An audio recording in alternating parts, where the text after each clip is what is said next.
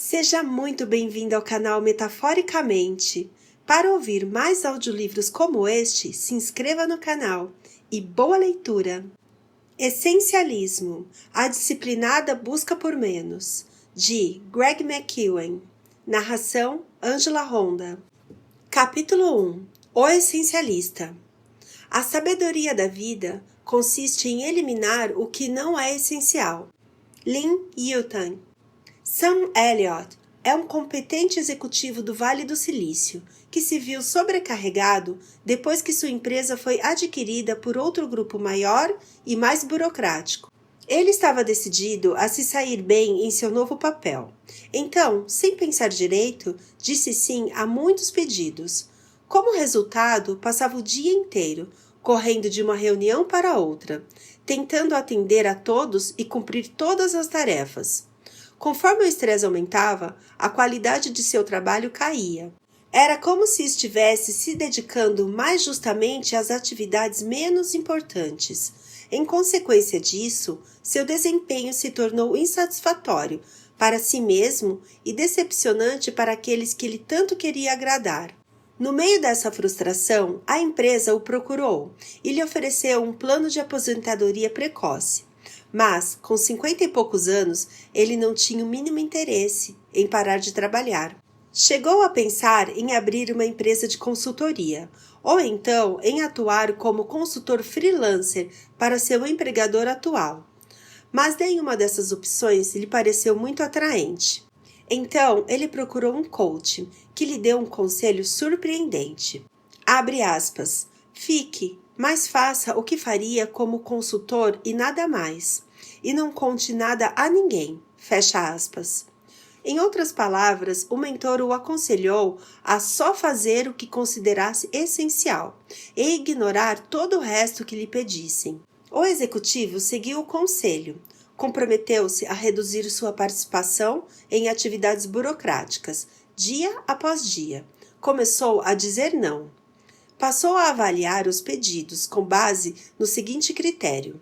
Abre aspas. Será que consigo atender a esse pedido com o tempo e recursos que disponho? Fecha aspas. Quando a resposta era não, ele se recusava a atender a solicitação.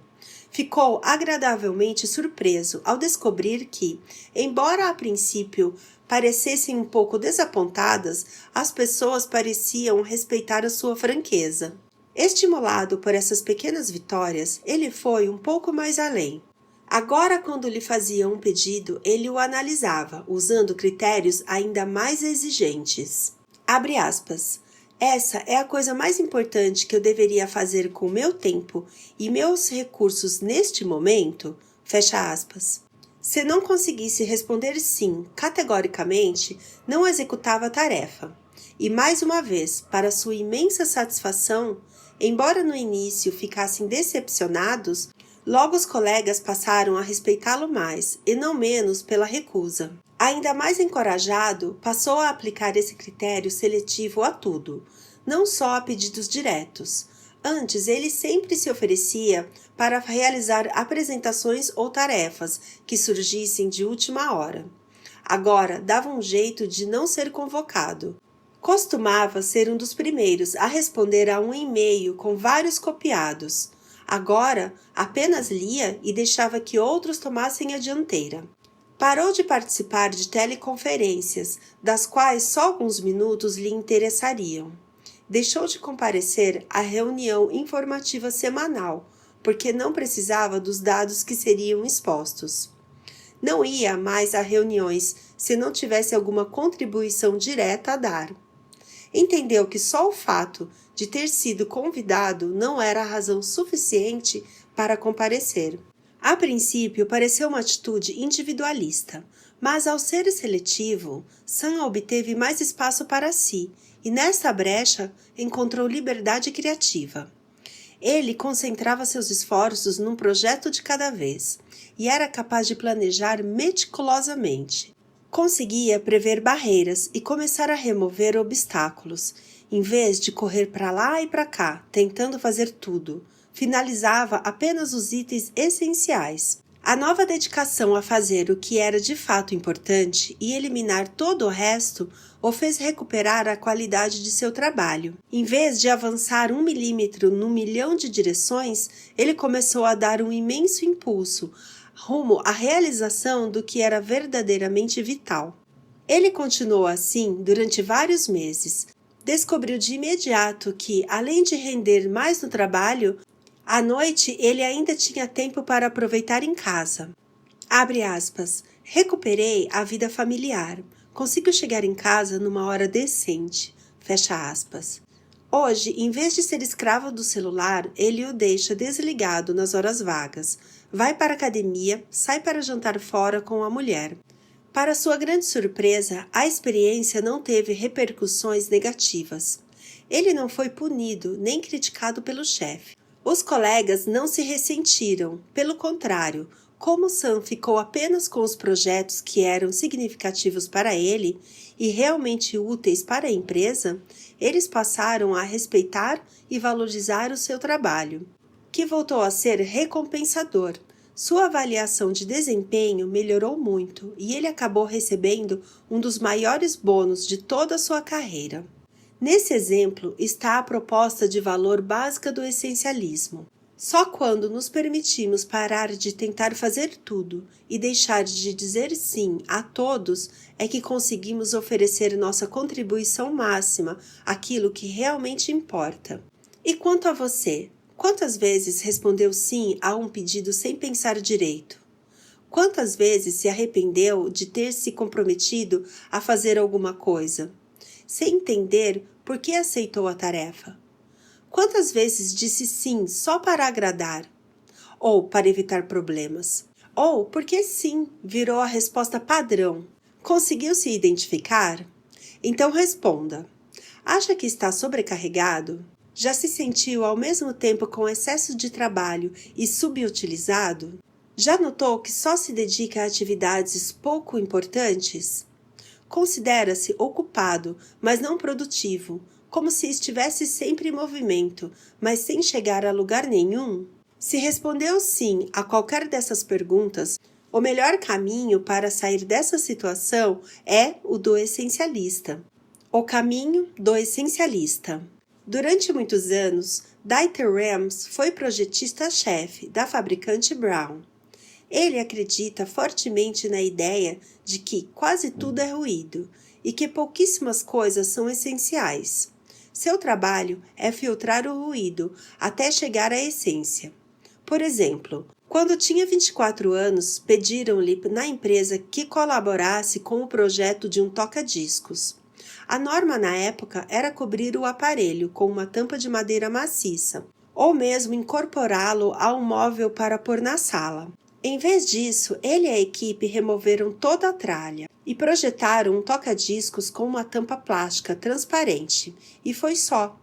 Foi a primeira vez que ele usou um projeto desses, tão revolucionário que temeram que levasse a empresa à falência, porque ninguém o compraria. Foi preciso coragem para eliminar o que não era essencial. Na década de 1960, essa estética começou a tomar impulso. Com o tempo, tornou-se o padrão. Dieter define seus critérios de projeto usando apenas 3 palavras em alemão.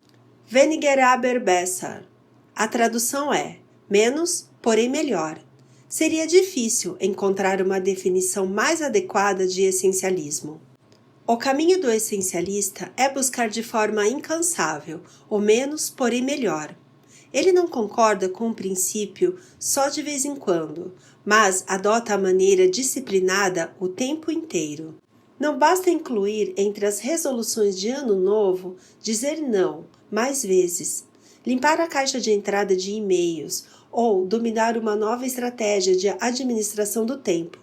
É necessário parar constantemente para se perguntar, abre aspas, eu estou investindo nas atividades certas? Fecha aspas. Existem muito mais atividades e oportunidades no mundo do que tempo e recursos para investir nelas. Embora muitas possam até ser muito boas, o fato é que a maioria é trivial. O caminho do essencialista exige aprender uma distinção. filtrar todas essas opções e selecionar apenas as verdadeiramente essenciais. O essencialismo não trata de fazer mais, trata de fazer as coisas certas. Também não é fazer menos só por fazer menos. É investir tempo e energia da forma mais sábia possível para dar sua contribuição máxima, fazendo apenas o essencial. Pode-se ver a diferença entre o caminho do essencialista e o caminho do não essencialista no esquema a seguir. Em ambas imagens, o esforço é o mesmo. Na imagem da esquerda, a energia é dividida em muitas atividades. O resultado é a experiência pouco satisfatória de avançar 1 milímetro no milhão de direções. Na imagem da direita, a energia é dedicada a uma atividade. O resultado é que, ao investir em menos coisas, temos a experiência satisfatória de alcançar um avanço significativo no que mais importa. O caminho do essencialista rejeita a ideia de que se pode fazer tudo. Em vez disso, exige pesar bem as opções e tomar decisões difíceis. Em muitos casos, possibilitem tomar decisões únicas que resolvem 1000 decisões futuras. E assim não se exaurir, fazendo as mesmas perguntas várias vezes.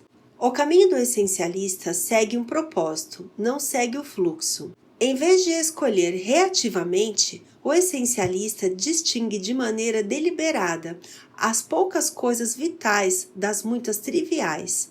Elimina o que não é essencial e depois remove obstáculos para que o essencial tenha passagem livre.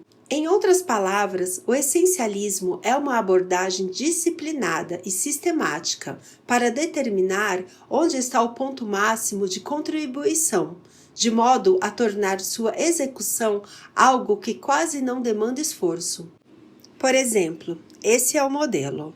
O que o não essencialista pensa: tudo para todos, tenho que fazer, tudo é importante. Como dar conta de tudo? O que o essencialista pensa: menos, porém melhor, escolher fazer, apenas poucas coisas realmente importam, do que não abrir mão?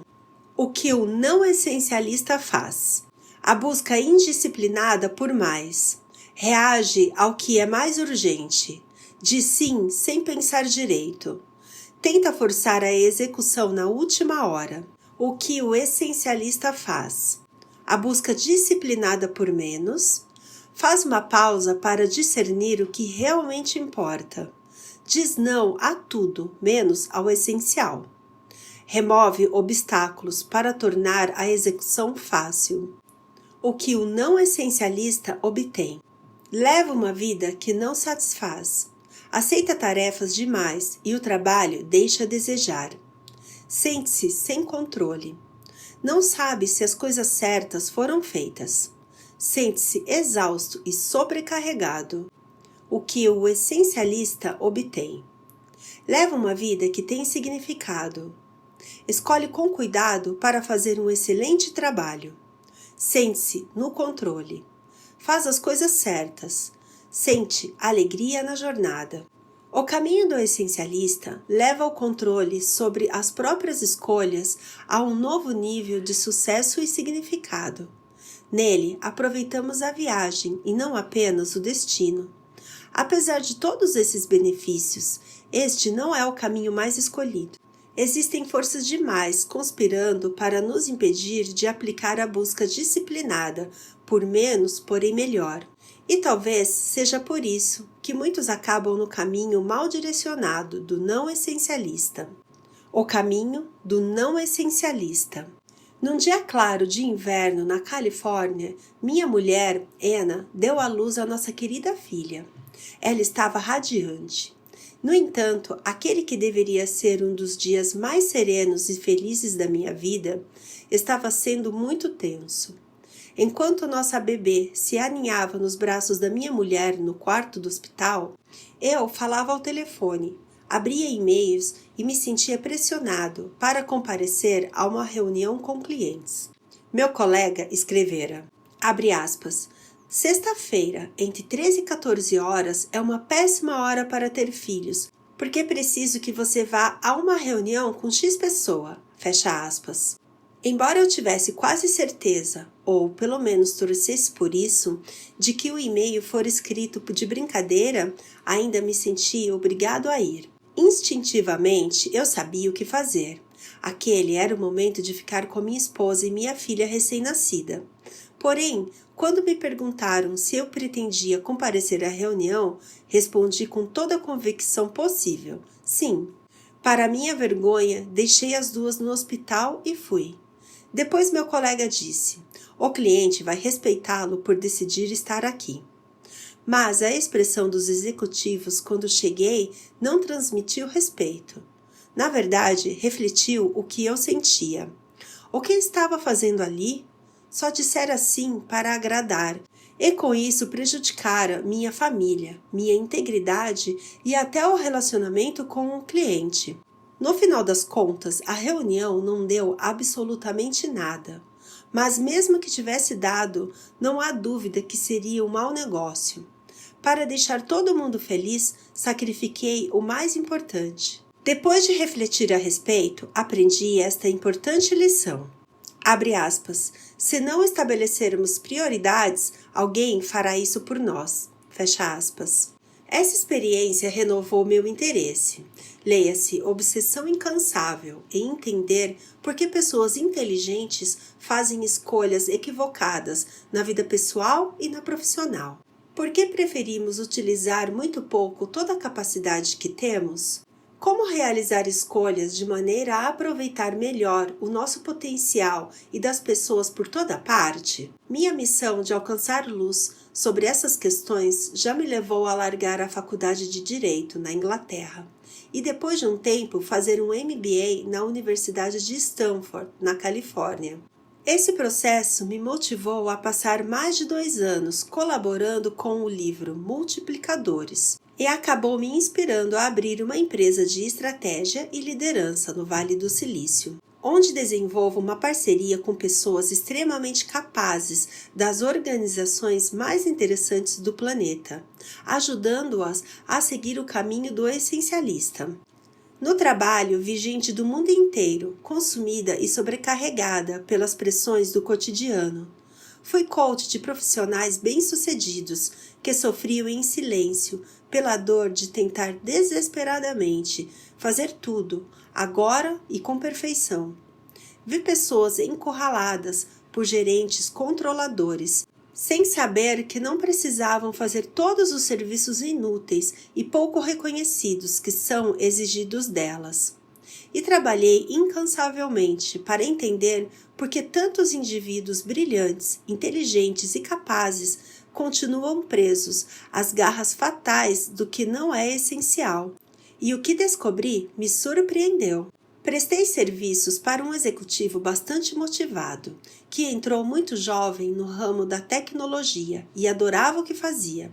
Ele me contou que logo no início foi recompensado por seu conhecimento e sua paixão, com inúmeras oportunidades. Ansioso para aproveitar o sucesso, continuou a ler o máximo possível e a buscar tudo o que podia com entusiasmo. Quando o conheci, era hiperativo e tentava aprender tudo e fazer tudo. Parecia que encontrava uma nova obsessão a cada dia, às vezes a cada hora. No processo, perdeu a capacidade de discernir as poucas coisas vitais entre as muitas triviais. Tudo era importante. Como consequência, foi ficando cada vez mais sobrecarregado, avançando 1 milímetro num milhão de direções. Trabalhava demais e era subutilizado. Foi quando desenhei para ele a imagem à esquerda do esquema de energia já apresentado nesse capítulo, o do não essencialista. Ele a fitou por muitíssimo tempo, num silêncio nada característico. Depois disse, com uma boa pitada de emoção: essa é a história da minha vida. Em seguida, desenhei a imagem à direita, a do essencialista. O que aconteceria se conseguíssemos identificar uma única coisa que você poderia fazer para dar uma contribuição máxima? Indaguei. Ele respondeu com sinceridade: ótima pergunta. Na verdade, muita gente ambiciosa e inteligente tem razões perfeitas e legítimas para achar difícil responder a essa pergunta. Uma delas é que, em nossa sociedade, somos punidos pelo bom comportamento, dizer não, e recompensados pelo mau comportamento, dizer sim. O primeiro costuma soar estranho na hora em que é dito. O segundo é comemorado. Isso leva ao que chamo de paradoxo do sucesso, que pode ser resumido em 4 fases previsíveis. Primeira fase. Quando realmente temos clareza de propósito, conseguimos ter sucesso nas iniciativas. Segunda fase. Quando temos sucesso, conquistamos a fama de ser a pessoa que resolve. Somos vistos como alguém que está sempre a postos, quando necessário, e cada vez nos apresentam mais opções e oportunidades. Terceira fase. O aumento de opções e oportunidades, que na verdade significa mais exigências sobre nosso tempo e nossa energia, leva à dispersão do esforço. Quando isso acontece, ficamos mais sobrecarregados. Quarta fase.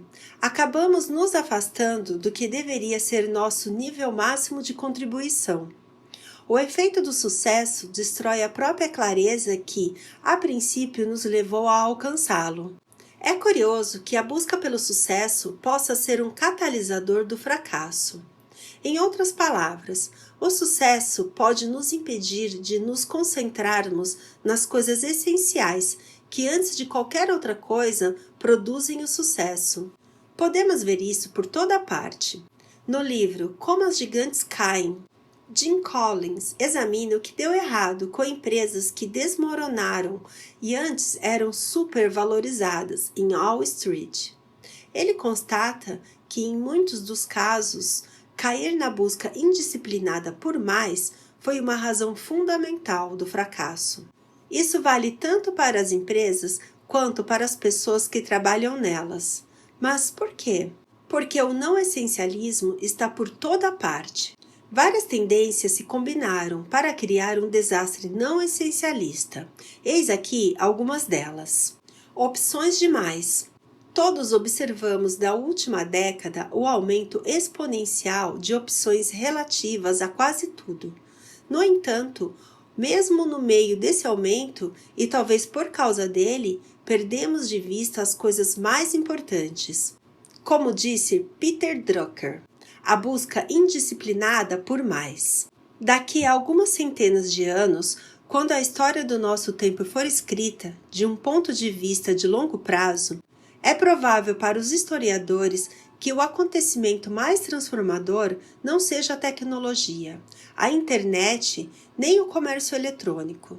Será a mudança sem precedentes da condição humana. Pela primeira vez, um número substancial e crescente de pessoas tem opção, e a sociedade está totalmente desesperada para lidar com isso. Em parte, estamos despreparados, porque como nunca antes, a preponderância das escolhas sobrepujou nosso poder de administrá-las. Perdemos a capacidade de filtrar o que é importante e o que não é. Segundo os psicólogos, trata-se da fadiga decisória. Quanto mais escolhas somos forçados a fazer, mais a qualidade das decisões se deteriora. Excesso de pressão social. Não foi só o número de escolhas que aumentou exponencialmente, mas também a força e o número de influências externas sobre as decisões. Embora já tenha sido dito e escrito a respeito de como estamos hiperconectados e a distração que essa sobrecarga de informação pode causar, a questão maior é que essa capacidade de conexão aumentou a força da pressão social. A tecnologia nos aproximou muito mais das opiniões alheias sobre o que deveríamos focalizar. Não é apenas sobrecarga de informações, é sobrecarga de opiniões. A ideia de que podemos ter tudo. A ideia de que podemos ter e fazer tudo não é nova. Esse mito tem sido pregado há tanto tempo que acredito que praticamente todo mundo que está vivo hoje está contaminado por ele. Ele é vendido na publicidade, é defendido nas empresas e incorporado nas descrições de cargos que mostram listas imensas de habilidades exigidas. Também está embutido nas matrículas das universidades americanas, que exigem dezenas de atividades extracurriculares. A novidade é que hoje, época em que opções e expectativas se ampliaram de forma significativa, esse mito é ainda mais prejudicial. O resultado é gente estressada, que tenta encaixar mais atividades ainda numa vida já sobrecarregada. Isso cria ambientes corporativos em que se fala do equilíbrio entre vida pessoal e profissional, mas onde se espera que os funcionários estejam à disposição no celular 24 horas por dia, 7 dias por semana, e leva a reuniões onde se discutem até 10 prioridades máximas. A palavra prioridade deveria significar a primeiríssima coisa, a mais importante. No século XX, pluralizamos o termo e começamos a falar em prioridades. De forma ilógica, racionamos que, mudando a palavra, conseguiríamos modificar a realidade. Daríamos um jeito de conseguir várias primeiras coisas. E atualmente, empresas e indivíduos tentam fazer exatamente isso. Mas quando muitas tarefas são prioritárias, parece que na verdade nenhuma é. Quando tentamos fazer tudo e de tudo, nos vemos realizando concessões que nunca fariam parte da nossa estratégia intencional. Se não escolhemos conscientemente no que concentrar nosso tempo e nossa energia, os outros, chefes, colegas, clientes, até a família, escolhem por nós e logo perdemos de vista tudo que é significativo. Ao abrirmos mão de fazer as escolhas, permitimos que os interesses alheios controlem a nossa vida. Certa vez, uma enfermeira australiana chamada Bronnie Ware, que cuidava de pacientes em estágio terminal, resolveu registrar os arrependimentos que mais ouvia dos doentes. No topo da lista estava, abre aspas, queria ter tido a coragem de levar uma vida significativa para mim, não a vida que os outros esperavam que eu levasse, fecha aspas. Para conquistar isso antes que seja tarde, não basta dizer não aleatoriamente. É preciso eliminar de forma intencional, deliberada e estratégica o que não é essencial e, além de se livrar de desperdícios óbvios de tempo, também não aproveitar algumas ótimas oportunidades. Em vez de reagir às pressões sociais que nos puxam em 1000 direções, devemos aprender a reduzir, simplificar e focalizar o que é essencial, eliminando todo o resto. Este livro fará pela sua vida e pela sua carreira o que um organizador profissional conseguiria fazer pelo seu armário. Pense no que aconteceria se você nunca o arrumasse. Ele ficaria organizado? As peças que você mais gosta de usar seriam as únicas penduradas nos cabides? É claro que não. Quando não há um esforço consciente de mantê-lo arrumado, o armário vira uma bagunça, cheio de roupas raramente usadas. De vez em quando, a situação foge tanto ao controle que você se esforça e faz uma limpa. Mas, se não implantar um sistema com regularidade, você vai acabar com tanta roupa quanto tinha no início, porque não conseguirá decidir do que vai se livrar. Irá se arrepender de ter doado acidentalmente peças que gostava e queria guardar, ou manterá uma pilha de roupas que não quer, mas porém das quais nunca se livra, porque não sabe direito onde levá-las, nem o que fazer com elas. Do mesmo modo que o armário fica abarrotado quando se acumulam roupas que nunca usamos, nossa vida logo se enche quando os compromissos e as atividades que aceitamos na melhor das intenções vão se acumulando. Se não adotarmos um sistema para fazer uma limpa, esse excesso permanecerá ali para sempre. Veja a seguir de que maneira o essencialista abordaria esse armário caótico. Primeiro, explorar. Em vez de indagar, será que vou usar isto algum dia? Faça perguntas mais exigentes e disciplinadas. Eu realmente amo esta peça? Ela me deixa incrível? Eu uso isso com frequência? Se a resposta for não, eis um candidato à eliminação. Na vida pessoal ou profissional, o equivalente a separar as roupas é questionar: qual dessas atividades ou iniciativas oferece a maior contribuição possível para a minha meta? A primeira parte deste livro vai ajudá-la a perceber quais são essas atividades promissoras. Segundo, eliminar. Digamos que você tenha dividido as roupas em pilhas do tipo manter e descartar. Mas está mesmo disposto a pôr a segunda pilha numa sacola para doá-la?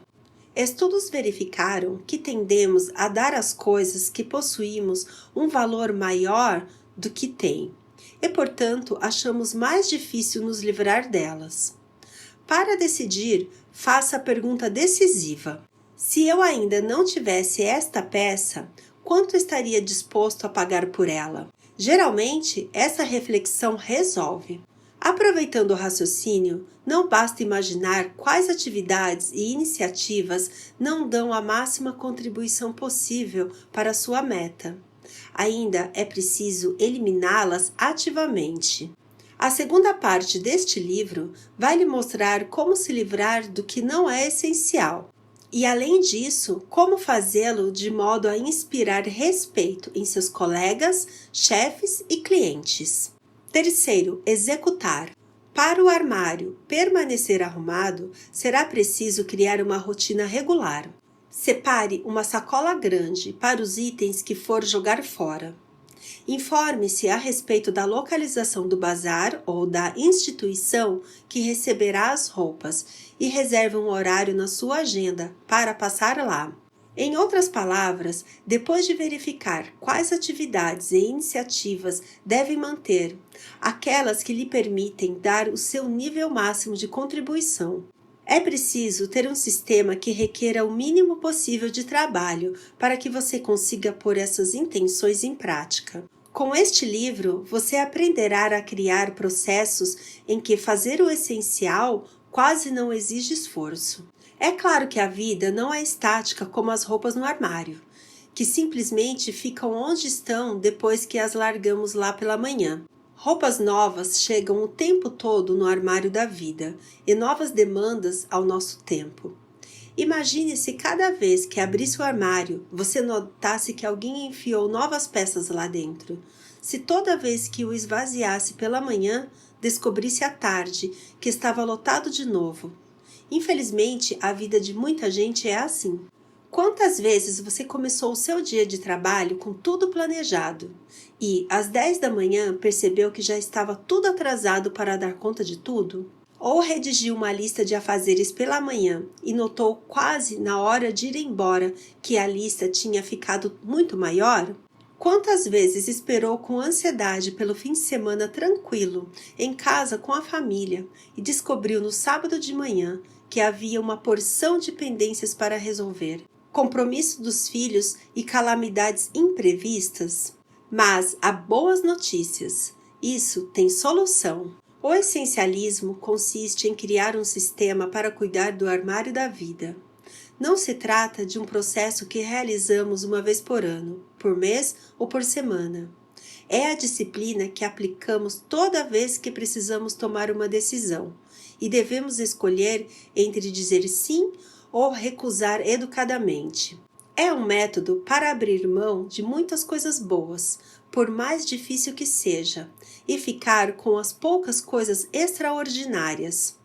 É aprender a fazer menos, porém melhor, para obter o máximo retorno possível de cada precioso momento da vida. Este livro vai mostrar que você pode ter uma vida que faça sentido para si mesmo, e não aquela que os outros esperam de você. Aqui é apresentado um método para aumentar a eficiência e a produtividade, tanto no campo pessoal quanto no profissional. É um modo sistemático de discernir o que é importante, eliminar o que não é e fazer o essencial com o mínimo de esforço. Em resumo, ensina a aplicar em todas as áreas da vida a busca disciplinada por menos. Veja como. Guia do livro. Essencialismo tem 4 partes. A primeira descreve a mentalidade básica do essencialista. As outras três transformam essa mentalidade num processo sistemático de busca disciplinada por menos, que pode ser usado em qualquer situação. A seguir, um resumo de cada parte. Essência. Qual é a mentalidade básica do essencialista? Existem três realidades, sem as quais o pensamento essencialista não seria pertinente e nem possível. Há um capítulo dedicado a cada uma delas. Primeiro, escolha individual. Podemos escolher onde aplicar o nosso tempo e nossa energia. Se as escolhas não são feitas, não faz sentido falar em abrir mão de alguma coisa em troca de outra. Segundo, prevalência do ruído. Quase tudo é ruído. Pouquíssimas coisas têm valor excepcional. Essa é a justificativa para investir tempo em descobrir o que é mais importante. Como algumas coisas são importantíssimas, vale a pena o esforço de distingui-las. Terceiro, a realidade de perder para ganhar. Não podemos ter tudo nem fazer tudo. Se pudéssemos, não haveria razão para avaliar e eliminar opções. Assim que aceitamos que é preciso abrir mão de algo, paramos de indagar. Como conseguir fazer com que tudo dê certo? E passamos a fazer a pergunta mais significativa: que problema quero resolver? Somente quando compreendermos essas realidades, poderemos começar a pensar como um essencialista. Na verdade, depois de aceitá-las e entendê-las completamente, boa parte do método das sessões seguintes deste livro se tornará natural e instintiva. Este método consiste em 3 passos simples. Primeiro passo: explorar. Discernir as muitas trivialidades do pouco que é vital. Um paradoxo do essencialismo é que, na verdade, os essencialistas examinam mais opções do que os não essencialistas. Enquanto os não essencialistas se comprometem com tudo ou quase tudo sem examinar nada, os essencialistas exploram e avaliam sistematicamente um grande conjunto de alternativas, antes de se comprometer com algumas delas. Como se concentram e vão com tudo em uma ideia ou atividade por vez, eles exploram deliberadamente mais possibilidades no começo para se assegurar de que escolherão a melhor depois. Quando aplicamos critérios mais exigentes, podemos aproveitar o sofisticado mecanismo de busca do cérebro. Se buscarmos apenas uma boa oportunidade, encontraremos centenas de itens para analisar. Mas é melhor fazer uma busca avançada, com 3 perguntas. O que me inspira profundamente? Qual o meu talento especial? O que atende uma necessidade importante no mundo? Naturalmente, não haverá tantos itens para examinar, mas essa é a razão do exercício. Não procuramos uma infinidade de coisas boas para fazer. Queremos dar o nosso nível máximo de contribuição. Saber fazer a coisa certa, do jeito certo, na hora certa. Os essencialistas passam o maior tempo possível explorando, escutando, debatendo, questionando e ponderando. Mas essa exploração não é um fim em si. Seu propósito é discernir as poucas coisas vitais das muitas triviais. Segundo passo: eliminar. Excluir as muitas coisas triviais. Muitos dizem sim porque estão ansiosos para agradar e contribuir. Mas o segredo da contribuição máxima talvez esteja em dizer não. Como explicou Peter Drucker, abre aspas, as pessoas são competentes porque dizem não. Porque dizem isso não é para mim, fecha aspas. Eliminar o que não é essencial significa dizer não a alguém. Muitas vezes é também ir contra as expectativas sociais. Para fazer isso direito, é preciso coragem e delicadeza. Portanto, o essencialismo não exige apenas disciplina mental, mas a disciplina emocional necessária para não ceder à pressão social. Na respectiva seção do livro, abordaremos essa dinâmica difícil. Como é preciso perder para ganhar, não podemos deixar de abrir mão de certas coisas. A verdadeira questão não é como fazer tudo, é quem escolherá o que faremos ou não. Lembre-se, Quando abandonamos nosso direito de escolher, os outros escolhem por nós. Portanto, podemos escolher deliberadamente o que não fazer, ou deixar que nos levem para direções que não queremos seguir. Essa sessão oferece um método para eliminar o trivial e assim nos dar o tempo necessário para obter o essencial. Só então poderemos construir uma plataforma que a execução exija o mínimo esforço possível. Tema do terceiro passo. Terceiro passo: executar. Remover obstáculos para que a execução quase não exija esforço. Qualquer que seja a meta, terminar um projeto no trabalho, chegar à próxima etapa da carreira ou planejar a festa de aniversário do marido ou da esposa, tendemos a pensar no processo de execução como algo difícil e cheio de atrito, algo que é preciso forçar para fazer acontecer. Mas a abordagem do essencialista é diferente. Em vez de forçar a execução, os essencialistas investem o tempo que pouparam para criar um sistema que remova obstáculos e torne a execução o mais fácil possível. Esses três elementos, explorar, eliminar e executar, não são fenômenos separados, mas um processo cíclico. E quando o aplicamos constantemente, vamos colhendo benefícios cada vez maiores. Uma ideia cuja hora chegou. Como diz a citação atribuída a Victor Hugo, dramaturgo e roteirista francês, nada é mais poderoso do que uma ideia cuja hora chegou, pois a hora do princípio, menos, porém melhor, chegou. Tudo muda quando nos permitimos ser mais seletivos no que optamos por fazer. No mesmo instante, obtemos a chave que abre o próximo nível de conquistas na vida. Nós nos sentimos imensamente livres quando aprendemos que podemos eliminar o que não é essencial, que não somos mais controlados pelos interesses dos outros e que temos como escolher. Com esse poder invencível, conseguimos descobrir qual é a nossa contribuição máxima, não só para a nossa própria vida ou carreira, como para o mundo. O que aconteceria se as escolas eliminassem os deveres de casa comuns e os substituíssem por projetos importantes que fizessem diferença na comunidade? E se todos os alunos tivessem tempo para pensar na contribuição máxima que poderiam dar ao próprio futuro, de modo que, quando terminasse o ensino médio, não estivessem apenas começando a corrida para lugar nenhum? E se as empresas eliminassem as reuniões inúteis e as substituíssem por uma oportunidade para as pessoas pensarem e trabalharem nos projetos mais importantes? E se os funcionários resistissem às séries de e-mails que só desperdiçam tempo, aos projetos sem relevância e às reuniões improdutivas para se concentrarem em oferecer o seu nível máximo de contribuição às empresas e à própria carreira? E se a sociedade parasse de nos dizer para comprar mais e nos permitisse pensar e respirar mais? E se nos estimulasse a rejeitar o comportamento que nos impele a fazer o que detestamos, para comprar o que não precisamos, com o dinheiro com que não temos, a fim de impressionar pessoas de quem não gostamos? Se deixássemos de exaltar tanto o valor de ter mais e de menosprezar o valor de ter menos?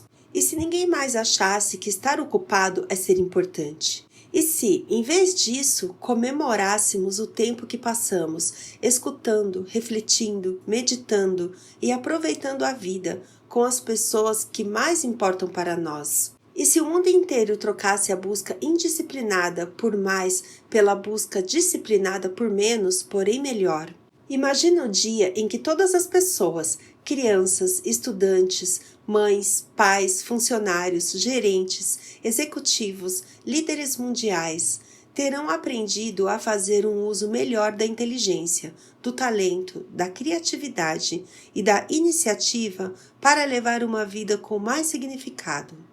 Elas terão a coragem de assumir a verdadeira vocação. Se é difícil conseguir a determinação necessária para seguir o caminho certo, vale a pena refletir sobre a brevidade da vida e o que queremos realizar no pouco tempo que nos resta. Como escreveu a poeta Mary Oliver, abre aspas, Diga-me o que planeja fazer com sua vida única, fantástica e preciosa. Fecha aspas. Desafio o leitor a parar mais vezes para fazer essa pergunta. Desafio o leitor, aqui e agora, a se comprometer a abrir espaço para desfrutar o essencial. Acha que se arrependerá por um segundo de uma decisão dessas? Acha provável que algum dia você acorde e diga: gostaria de ter sido menos fiel a mim mesmo e de ter feito todas as coisas não essenciais que os outros queriam que eu fizesse? Este livro não está propondo a volta a alguma época mais simples. Não fala em parar de usar e-mails, nem em se desligar da internet, nem de viver como um eremita. Isso seria andar para trás. Essencialismo trata de aplicar o princípio menos, porém melhor, ao modo como levamos a vida, agora e no futuro. Assim, desafio o leitor a ser mais sábio do que fui no dia em que minha filha nasceu. Tenho muita confiança no bem que virá de uma decisão dessas. Basta imaginar o que aconteceria ao mundo se todas as pessoas eliminassem uma atividade boa, mas banal, e a substituíssem por algo verdadeiramente essencial. Quando você estiver no fim da vida, talvez ainda se arrependa de algumas coisas, mas é improvável que buscar o caminho do essencialista seja uma delas. Se estiver disposto a se conhecer melhor e tomar agora a decisão de ser fiel aos seus maiores interesses para não se arrepender mais tarde, então você está pronto para trilhar o caminho do essencialista. Essência. Qual é a mentalidade básica do essencialista? Essência. Qual é a lógica do essencialista? O essencialismo não é um modo de fazer mais uma coisa. É um modo diferente de fazer tudo. É uma maneira de pensar. Mas internalizar isso não é simples, porque determinadas ideias e aqueles que pregam essas ideias nos puxam constantemente para a lógica do não essencialismo. Esta parte do livro tem 3 capítulos. Cada um deles ataca uma falácia do não essencialismo e a substitui para uma verdade do essencialismo. Há 3 pressupostos profundamente entranhados que devemos vencer para viver como um essencialista. Tenho que fazer. É importantíssimo. E consigo fazer os dois?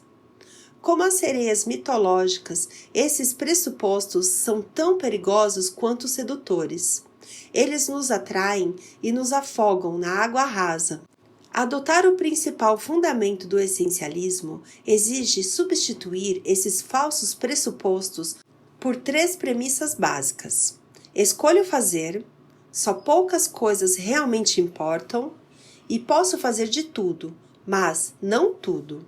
Essas verdades nos despertam da paralisia não essencial.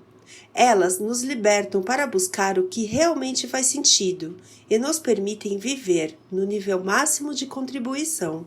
Quando nos livramos dos contrassensos do não essencialismo e os substituímos pela lógica do essencialismo, fica natural e instintivo se tornar um essencialista. Capítulo 2. Escolher. O incrível poder da escolha. É a capacidade de escolher que nos torna humanos. Madeleine L'Engle. Fitei os olhos arregalados no papel que tinha na minha mão. Eu estava no saguão de um prédio comercial. Anoitecia e as últimas pessoas estavam indo embora. O pedaço de papel, coberto de palavras e setas rabiscadas, era o resultado de 20 minutos de brainstorm sobre o que eu queria fazer com minha vida naquele momento. Enquanto olhava o papel, fiquei muito espantado com o que não havia nele. A faculdade de Direito. Isso me chamou a atenção, porque eu estava no meio do meu primeiro ano de Direito na Inglaterra. Eu me matriculara no curso por causa de vários conselhos para manter aberto o leque de opções. Assim que terminasse, poderia advogar, escrever sobre direito, lecionar ou dar consultoria. O mundo estaria nas minhas mãos. Ou pelo menos era esse o argumento. Mas quase desde o primeiro momento em que comecei a estudar direito, em vez de escolher uma dessas metas, Simplesmente tentei atingir todas elas. Estudava os livros jurídicos de tia e à noite lia grandes pensadores de administração. Nos momentos de lazer, escrevia. Era a clássica estratégia em cima do muro. Eu procurava investir em tudo ao mesmo tempo. O resultado era que, embora não fracassasse completamente em nenhum dos objetivos, também não tinha sucesso total em nenhum. Logo comecei a me perguntar o que havia de tão bom no tal leque de opções. No meio dessa crise existencial, um amigo dos Estados Unidos me ligou para me convidar para o casamento dele. Já tinha até comprado as passagens para mim. Então, muito grato, aceitei o convite e parti da Inglaterra para uma aventura inesperada. Enquanto estava nos Estados Unidos, aproveitei todas as oportunidades para conhecer professores, escritores e outros profissionais.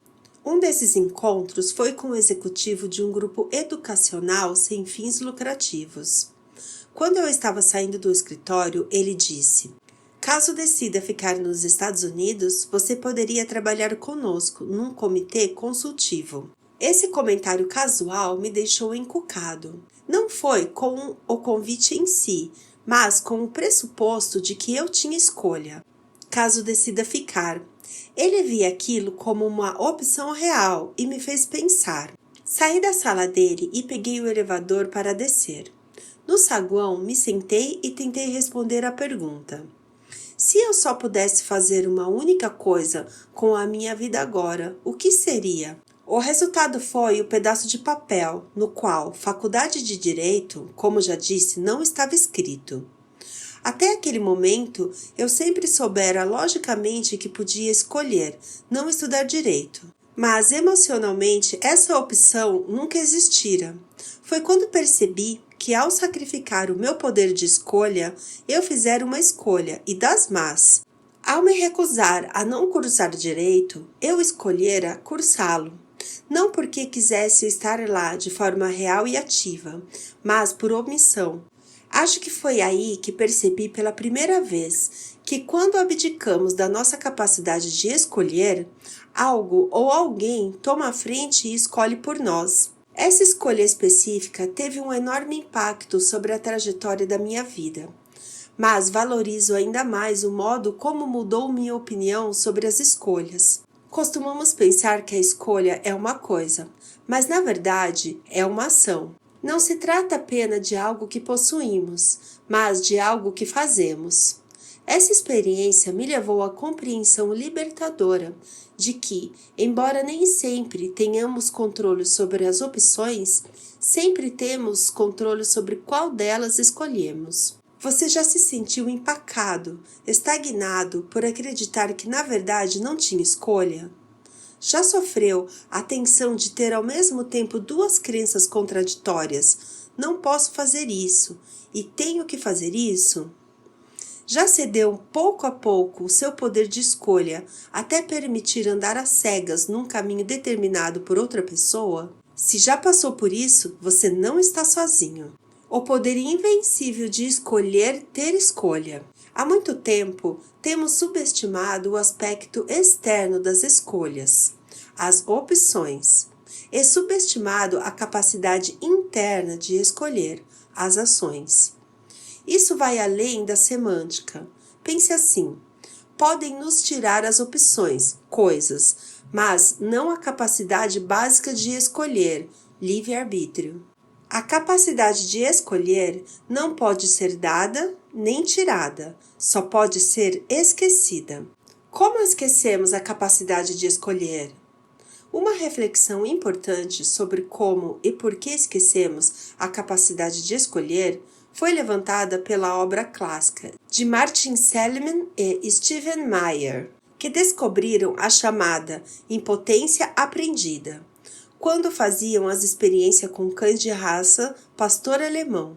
Os dois psicólogos dividiram os cães em 3 grupos. Os do primeiro grupo foram presos em coleiras e receberam choques elétricos, mas podiam apertar uma alavanca para interromper os choques. Os do segundo grupo foram colocados numa coleira idêntica, com a mesma alavanca e o mesmo choque, mas havia um problema. A alavanca não funcionava e os cães ficavam impotentes para acabar com o choque elétrico.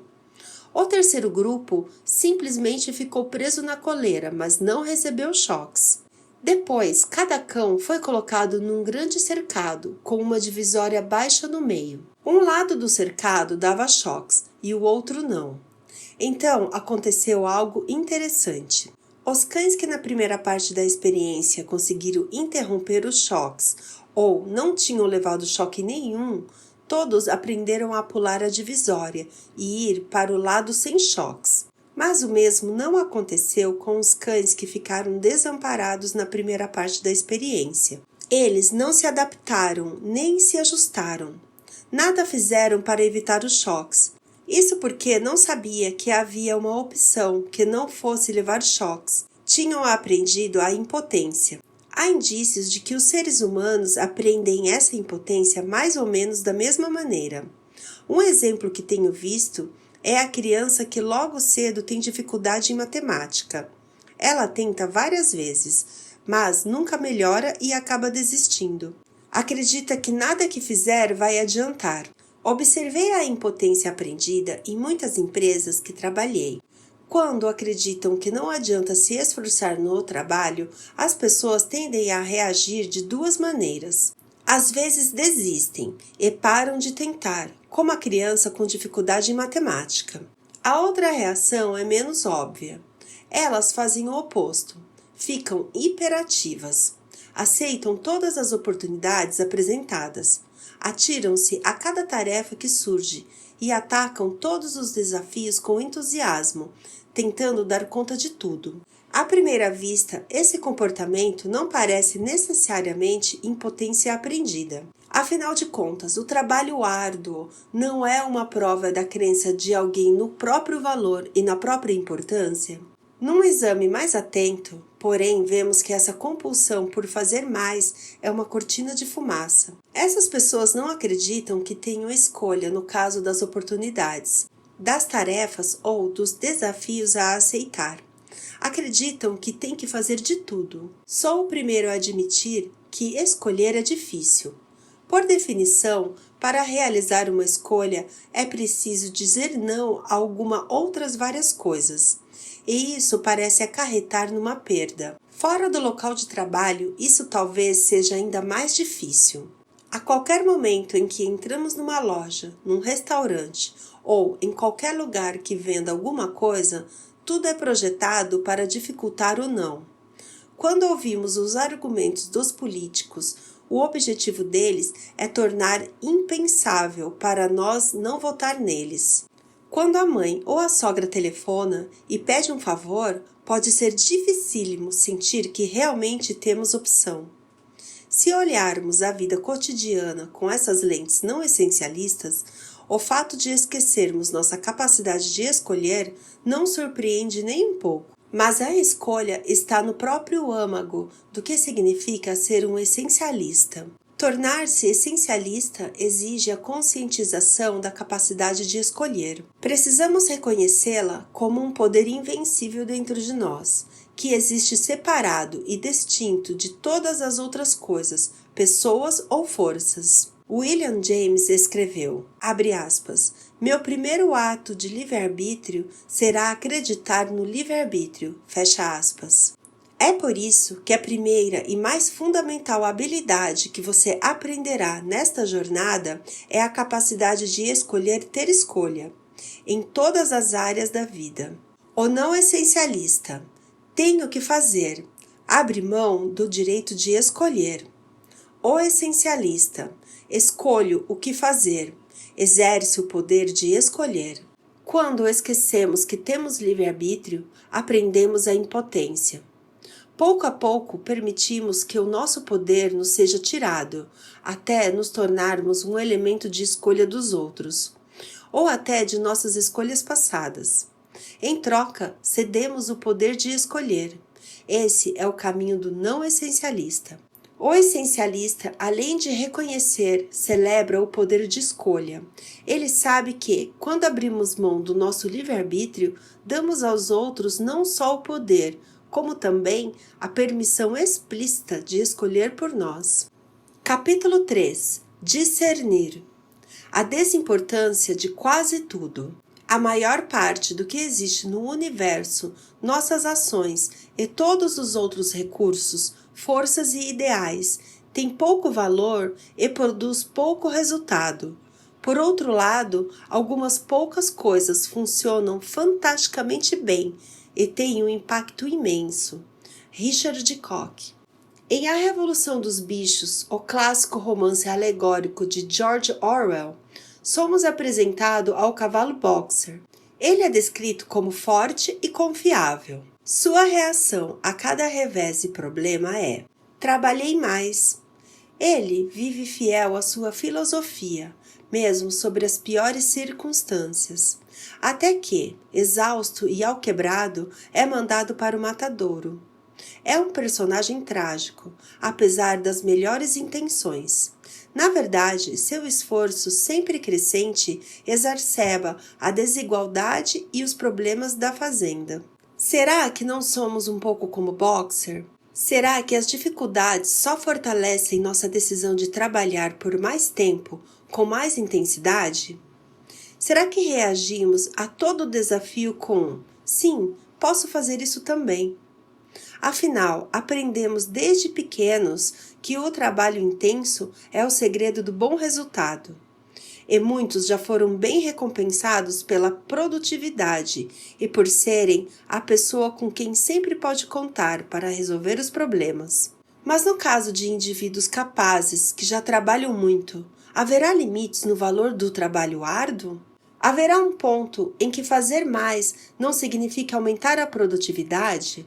Haverá um ponto em que fazer menos, mas pensar mais, produza na verdade um resultado melhor? Lembro que quando menino eu quis ganhar uns trocados e sabia que um dos poucos empregos disponíveis para crianças de 12 anos na Inglaterra era entregar jornais. Pagava-se cerca de 1 libra por dia e a carga horária era de 1 hora.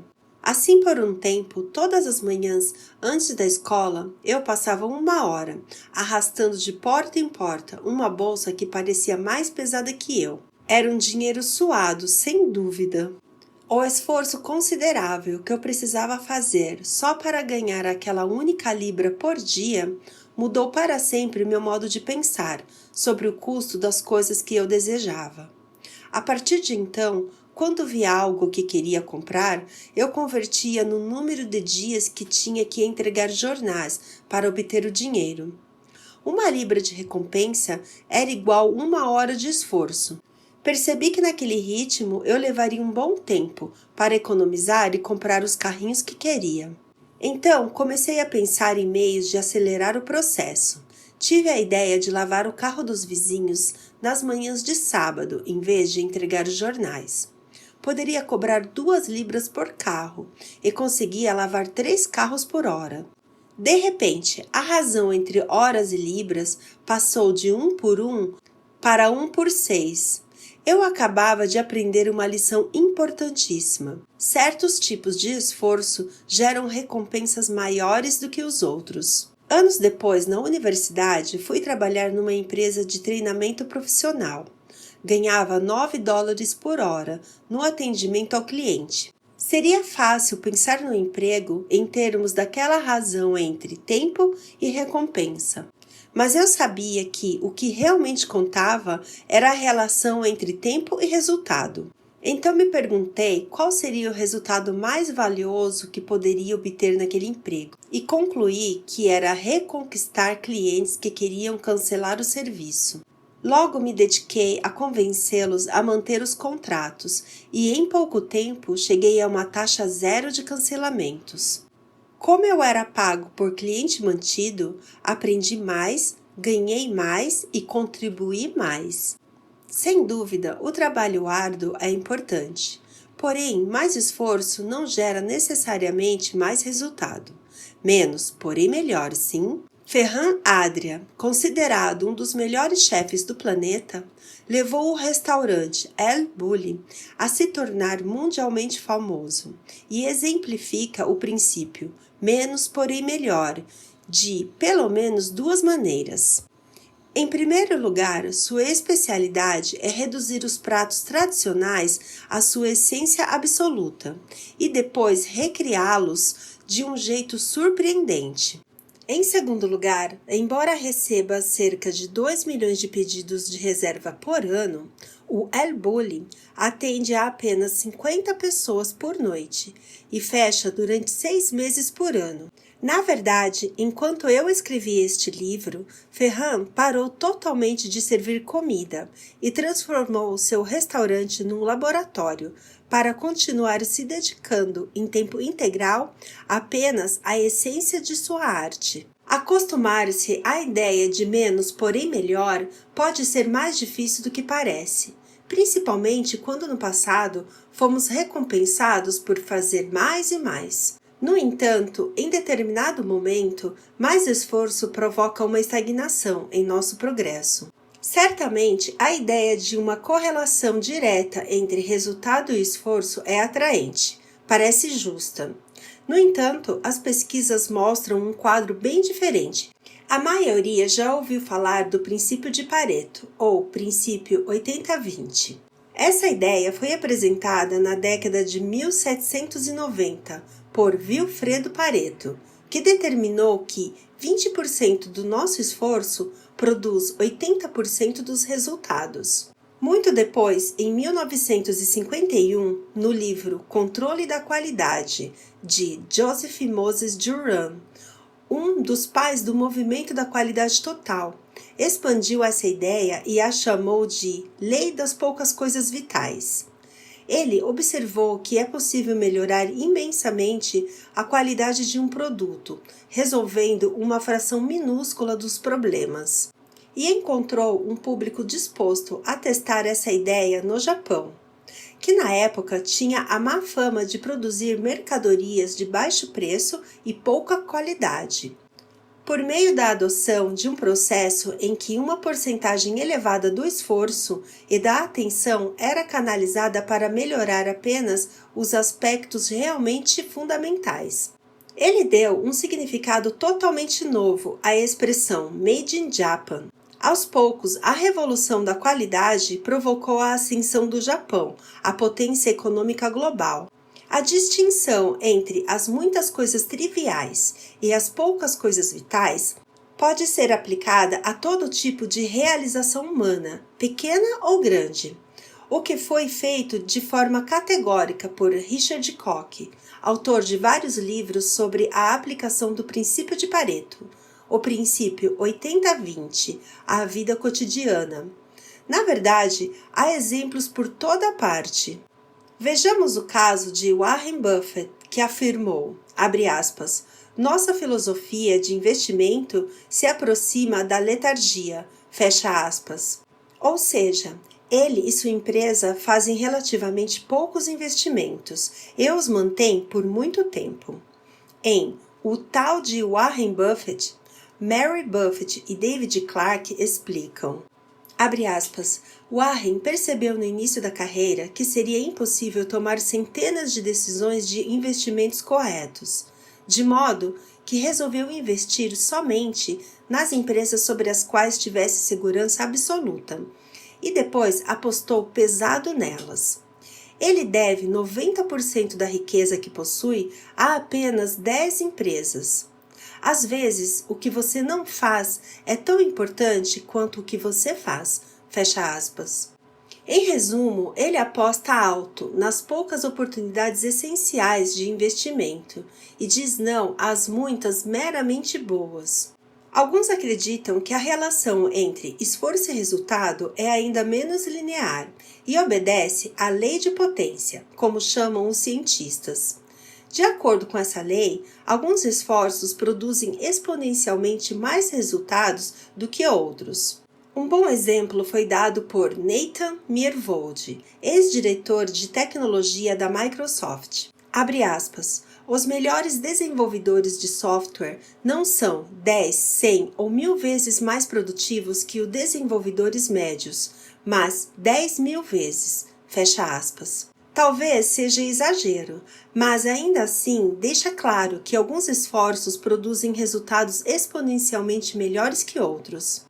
A realidade avassaladora é: vivemos num mundo onde quase tudo não vale nada e pouquíssimas coisas têm um valor excepcional. Como escreveu John Maxwell, abre aspas, não é possível superestimar a desimportância de quase tudo, fecha aspas. O não essencialista acha que quase tudo é essencial, e o essencialista acha que quase tudo é não essencial. Quando desaprendemos a lógica um por um, começamos a ver o valor de adotar a filosofia do essencialista. Descobrimos que até muitas oportunidades boas que buscamos costumam ser muito menos valiosas do que as poucas realmente fantásticas. Depois de entender isso, passamos a examinar o ambiente com novos olhos, indo atrás de poucas coisas vitais e eliminando com entusiasmo as muitas triviais. E só então adquirimos o hábito de dizer não às oportunidades razoáveis e sim às verdadeiramente incríveis. É por isso que o essencialista demora para explorar todas as opções. O investimento a mais se justifica porque algumas coisas são tão mais importantes que compensam 10 vezes o esforço investido para encontrá-las. Em outras palavras, o essencialista avalia mais para fazer menos. O não essencialista acha que quase tudo é essencial. Vê as oportunidades como praticamente iguais. O essencialista acha que quase tudo não é essencial. Distingue as poucas oportunidades vitais das muitas triviais. Muita gente capaz é impedida de chegar a um nível mais alto de contribuição porque não consegue abandonar a crença de que tudo é importante. Mas o essencialista sabe a diferença entre o que realmente tem valor e o resto. Para praticar essa habilidade essencialista, podemos começar num nível simples. E assim que ela se tornar uma segunda natureza nas decisões cotidianas, saberemos aplicá-la a áreas maiores e mais amplas da vida pessoal e profissional. Dominá-la por completo exigirá uma mudança imensa do modo de pensar, mas é algo que pode ser feito. Capítulo 4. Perder para ganhar. Que problema eu quero? Estratégia é fazer escolhas, é abrir mão. É escolher deliberadamente ser diferente. Michael Porter. Imagine que você pudesse voltar a 1972 e investir $1 em cada uma das 500 maiores empresas na classificação da agência Standard & Poor's. Em 2002, que empresa teria gerado o maior lucro para o investimento? A GE? A IBM? A Intel? De acordo com a revista Money e análise iniciada com base na Ned Davis Research, a resposta é nenhuma das anteriores. A empresa mais lucrativa foi a Southwest Airlines. Isso é surpreendente, porque sabe-se que as linhas aéreas não geram muito lucro. No entanto, ano após ano, a Southwest, comandada por Herb Kelleher, produziu constantemente resultados financeiros admiráveis. A abordagem essencialista dos negócios está no centro da explicação. Certa vez compareci a um evento em que Herb foi entrevistado sobre a sua estratégia de negócios. Quando ele começou a falar de como agia de forma resoluta na hora de abrir mão de alguma coisa na Southwest, meus ouvidos se aguçaram. Em vez de disponibilizar trajetos para todos os destinos, ele escolheu deliberadamente só oferecer poucos voos diretos. Para não aumentar o preço da passagem, a fim de cobrir o custo das refeições, decidiu não oferecer comida. Em lugar de permitir que os passageiros reservassem os assentos com antecedência, determinou que seriam escolhidos quando entrassem no avião. Eu não quis vender passagens caras com serviço de primeira classe, oferecendo apenas a classe econômica. A empresa resolveu abrir mão de tudo isso não por omissão, mas de propósito. A perda de cada um desses itens fez parte de uma estratégia pensada para baixar os custos. Ele correu o risco de perder clientes que queriam uma variedade maior de destinos, a opção de comprar refeições caras e etc. Sim, mas Kelleher tinha total clareza do que a empresa era, uma companhia aérea de baixo custo, e suas concessões refletiram isso. Ele mesmo explicou como funciona seu pensamento essencialista. Abre aspas. É preciso examinar cada oportunidade e dizer, acho que não. Sinto muito. Não vamos fazer 1000 coisas diferentes que, na verdade, não contribuirão muito para o resultado que queremos. Fecha aspas. A princípio, a Southwest foi criticada por analistas do mercado, adversários e outros não essencialistas que não conseguiam acreditar que essa abordagem pudesse ser bem-sucedida. Quem, em seu perfeito juízo, escolheria uma empresa aérea que só ia a determinados lugares e não serviam refeições por mais baratas que fossem as passagens? Mas, dali a alguns anos, ficou claro que a Southwest estava no caminho certo. Os concorrentes do setor notaram a disparada do lucro da Southwest e começaram a imitá-la. Mas, em vez de adotar a abordagem essencialista de Kelleher, como um todo, fizeram o que o professor Michael Porter, da Harvard Business School, chama de, abre aspas, estratégia em cima do muro, fecha aspas. Mantiveram intacta a estratégia existente e, ao mesmo tempo, adotaram a estratégia do concorrente. Na época, uma das tentativas mais visíveis foi a da Continental Airlines. Eles chamaram seu novo serviço de voos diretos de Continental Light. A Continental Light adotou algumas práticas da Southwest. Baixou os preços das passagens, acabou com as refeições, deixou de oferecer primeira classe e aumentou a frequência dos voos.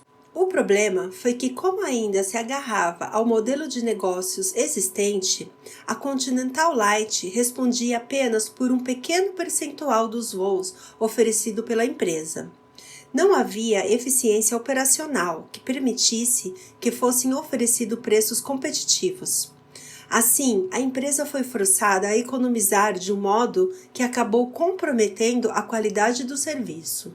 Enquanto a Southwest, consciente e deliberadamente, abriu mão de certas coisas em áreas estratégicas importantes, a Continental foi obrigada a fazer pequenos sacrifícios, que não obedeciam a uma estratégia coerente. De acordo com Porter, abre aspas, uma posição estratégica é só sustentável caso abra mão de outras posições, fecha aspas. Ao tentar manter duas estratégias incompatíveis, a empresa foi reduzindo sua capacidade de ser competitiva. A estratégia em cima do muro saiu caríssima para a Continental. Ela perdeu centenas de milhões de dólares em voos atrasados. E, de acordo com Porter, os voos atrasados e os cancelamentos geraram um índice de 1000 reclamações por dia. O presidente acabou demitido. Moral da história. Ignorar a realidade das concessões deliberadas é uma estratégia terrível para as empresas. Acontece que também é uma estratégia terrível para as pessoas. Você já conviveu com alguém que está sempre tentando encaixar só mais uma coisinha nas 24 horas por dia? Pessoas assim sabem que tem 10 minutos para chegar a uma reunião, mas ainda se sentam para responder alguns e-mails antes de sair. Ou concordam em entregar um relatório na sexta-feira, embora outro prazo importante se encerre no mesmo dia. Ou talvez prometam dar uma passadinha na festa de aniversário do primo sábado à noite, embora já tenham comprado ingressos para um show que começa exatamente na mesma hora. Sua lógica, que ignora a realidade de que para ganhar é preciso perder, dá para fazer duas coisas. O problema mais importante é que essa lógica é falsa. Inevitavelmente, eles chegam atrasados à reunião. Perdem um ou ambos os prazos, ou entregam 2 projetos mal feitos. Ou não vão à festa do primo ou perdem o show. A realidade é que, por definição, dizer sim a uma oportunidade exige dizer não a várias outras coisas. Até que aceitemos essa realidade de perder algumas coisas para ganhar outras, seja na vida pessoal ou na profissional, estaremos condenados ao mesmo destino da Continental, ficar presos numa, abre aspas, estratégia em cima do muro, fecha aspas, que nos força a fazer por omissão pequenos sacrifícios que talvez não fizéssemos de caso pensado. Num artigo para o The New York Times, Erin Callan, ex-diretora financeira do banco de investimentos Lehman Brothers, contou que sacrificou por abrir mão de coisas por omissão. Ela escreveu, abre aspas, não comecei com a meta de me dedicar inteiramente ao emprego. Isso foi se insinuando com o tempo. A cada ano que passava, pequenas modificações se tornavam a nova regra. De início, eu gastava meia hora no domingo organizando os e-mails, a lista de afazeres e a agenda para facilitar a manhã de segunda-feira. Então, passei a trabalhar algumas horas no domingo, depois o dia inteiro. Meus limites foram se desfazendo, até que só restou trabalho, fecha aspas. A história dela demonstra uma verdade importantíssima. Podemos assumir a responsabilidade por fazer escolhas difíceis, ou permitir que os outros, nossos colegas, o chefe, os clientes, decidam por nós. No meu trabalho, já notei que os altos executivos são os que têm mais dificuldades na hora de aceitar a realidade de que é preciso perder para ganhar. Recentemente, passei algum tempo com o CEO de uma empresa do Vale do Silício, avaliada em 40 bilhões de dólares. Ele me mostrou a declaração de valores da empresa que acabara de redigir e planejava anunciar a toda a companhia, abre aspas. Damos valor à paixão, inovação, execução e liderança, fecha aspas. Ora, quem não valoriza essas coisas? Isso não diz nada aos funcionários sobre o que a empresa mais valoriza. Não diz nada sobre as escolhas que os funcionários deveriam fazer quando esses valores estivessem em risco. O mesmo acontece quando as empresas afirmam que sua missão é servir igualmente a todos os interessados, ou stakeholders, clientes, funcionários e acionistas. Dizer que valorizam do mesmo modo todos aqueles com quem a empresa interage deixa os administradores sem nenhuma orientação clara sobre o que fazer quando houver necessidade de realizar certas escolhas em detrimento de outras que envolvam essas pessoas. Compare isso com o modo como a Johnson & Johnson se recuperou do escândalo trágico do Tilenol envenenado com cianureto em 1982. Na época, a empresa detinha 37% do mercado e o Tilenol era o seu produto mais lucrativo. Então, surgiram notícias de que 7 pessoas tinham morrido depois de tomar o remédio. Mais tarde, se descobriu que os frascos tinham sido violados. Como a Johnson & Johnson deveria reagir? Era uma questão complicada. A principal responsabilidade da empresa seria assegurar a segurança dos clientes com a retirada imediata de todos os produtos Tilenol das prateleiras das drogarias. Usar a assessoria de imprensa para controlar os danos e evitar que os acionistas perdessem dinheiro? Ou seu dever seria, em primeiríssimo lugar, consolar e indenizar as famílias das vítimas?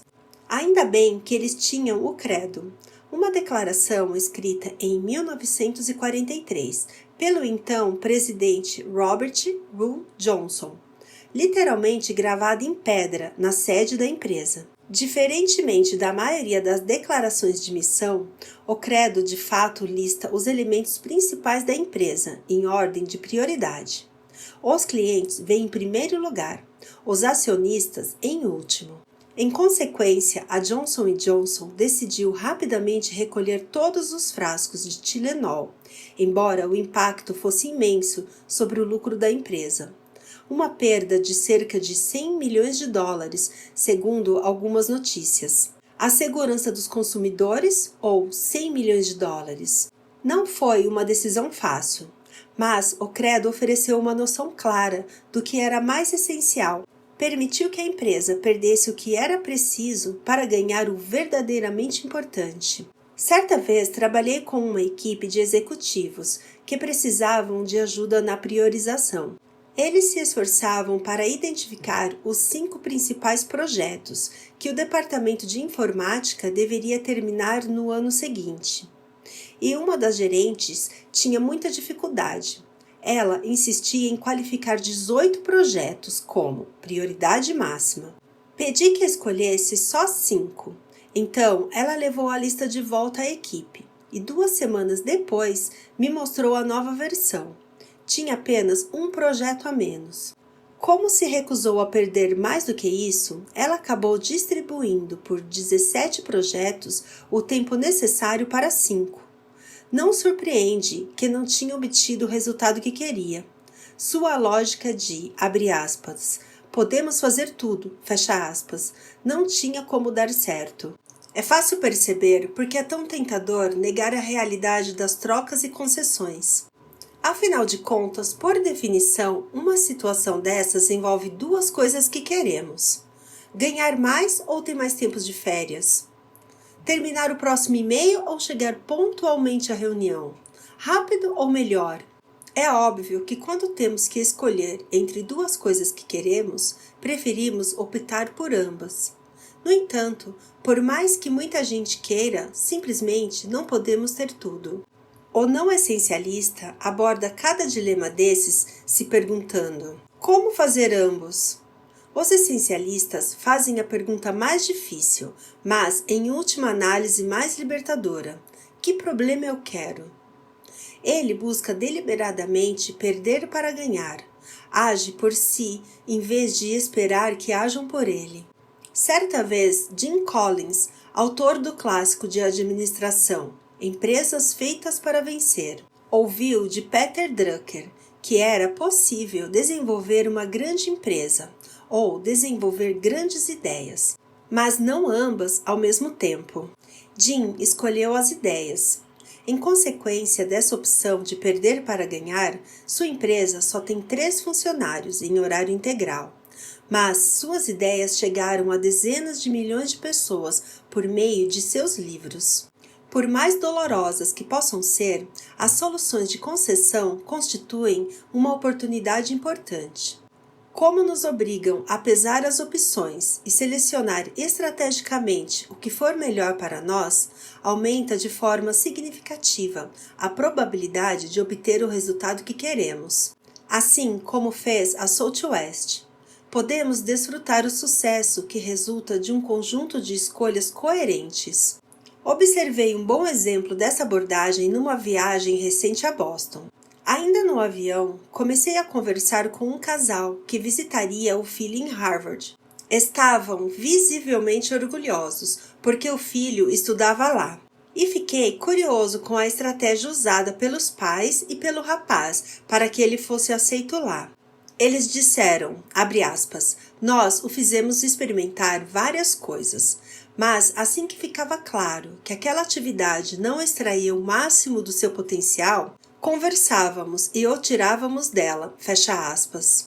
Esses pais essencialistas tinham decidido de maneira deliberada que a meta era ter o filho em Harvard e entenderam que esse processo exigia concessões estratégicas que o fizessem se destacar no que realmente era bom.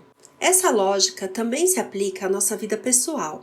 Quando éramos recém-casados, Ana e eu conhecemos alguém que até onde sabíamos tinha um casamento e uma família maravilhosos. Queríamos aprender com ele e lhe perguntamos, qual é o seu segredo? Uma das coisas que nos contou foi que ele e a esposa tinham decidido não participar de nenhum clube ou grupo só de adultos. Eles simplesmente abriram mão disso para passar mais tempo com os filhos. Os essencialistas veem as soluções de concessão como parte inerente da vida, não como algo negativo. Em vez de indagar do que tenho que abrir mão, perguntam em que quero investir tudo. O impacto cumulativo dessa pequena mudança de ponto de vista pode ser profundo. O não essencialista pensa, posso fazer os 2? Pergunta, como fazer tudo? O essencialista Pergunta: o que posso ceder para ganhar na troca? Pergunta: em que quero investir tudo? Para viver como essencialista, não é preciso escolher entre família, saúde e trabalho. O que estou dizendo é que, diante de uma decisão em que uma opção prioriza a família e a outra os amigos, a saúde ou o trabalho, precisamos estar dispostos a perguntar: que problema queremos? As soluções em que perdemos uma coisa para ganhar outra maior não devem ser ignoradas nem menosprezadas. Devem ser adotadas e realizadas de forma ponderada, deliberada e estratégica. Explorar. Como discernir as muitas trivialidades do pouco que é vital? Explorar. Discernir as poucas coisas vitais das muitas triviais. Um paradoxo do essencialismo é que, na verdade, os essencialistas examinam mais opções do que os não essencialistas. Estes se empolgam com praticamente tudo e, portanto, reagem a tudo. Mas, por estarem tão ocupados correndo atrás de todas as ideias e oportunidades, na verdade, exploram menos. Por outro lado, o caminho do essencialista é explorar e avaliar um grande conjunto de opções antes de se comprometer com alguma delas. E como só se comprometem com poucas ideias ou atividades fundamentais e dão tudo de si a elas, os essencialistas exploram mais opções no início para se assegurar de escolher a melhor depois. Na segunda parte, discutiremos 5 práticas para explorar o que é essencial. A atração gravitacional dos não essencialistas pode ser tão forte que talvez seja tentador dar apenas uma lida rápida nesta sessão. Mas ela é fundamental para a busca disciplinada por menos. Para discernir o que é verdadeiramente vital, precisamos de espaço para pensar, tempo para examinar e escutar, permissão para brincar, sabedoria para dormir e disciplina para aplicar critérios seletivos às escolhas que fazemos. Ironicamente, esses aspectos, ter espaço, examinar, escutar, brincar, dormir e selecionar, pode ser considerados distrações triviais na cultura não essencialista. Na melhor das hipóteses, são tidos como agradáveis. Na pior, são ridicularizados como prova de fraqueza e desperdício. Todos conhecemos pessoas extremamente ambiciosas e produtivas que pensam: é claro que eu adoraria reservar um horário na agenda só para pensar, mas não posso me dar a esse luxo agora. Ou brincar: quem tem tempo para isso? Estamos aqui para trabalhar.